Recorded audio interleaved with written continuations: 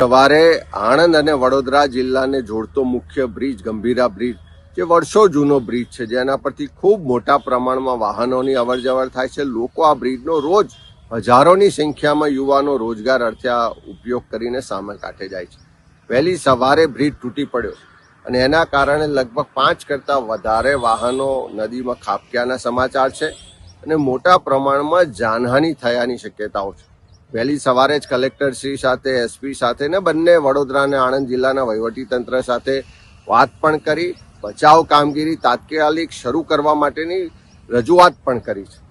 પણ વારે વારે આવા બનાવો બને છે કેમ? પહેલી રજૂઆતો થાય કે આ બ્રિજની મરામત જરૂર છે, બ્રિજનું આયુષ્ય પૂર્ણ થઈ ગયું છે તો નવો બ્રિજ બનાવવાની જરૂર છે. બ્રિજ જો ભયજનક હોય તો એને બંધ કરવો જોઈએ, એની મરામત કરવી જોઈએ. સરકારી તંત્રની ગંભીર બેદરકારીને કારણે આ બનાવ બન્યો છે અને લોકોના જીવ ગયા છે. ત્યારે એવા સંજોગોમાં સરકાર આખા ગુજરાતમાં આવા બનાવો બને ત્યાર પછી જાગે છે.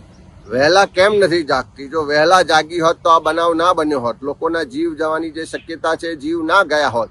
મને જે જાણકારી છે મુજબ મોટા પ્રમાણમાં લોકો નદીમાં ડૂબ્યા છે અને આ જે બનાવ બન્યો એના કારણે આખા વિસ્તારમાં અત્યારે ખૂબ ચિંતાનું વાતાવરણ છે.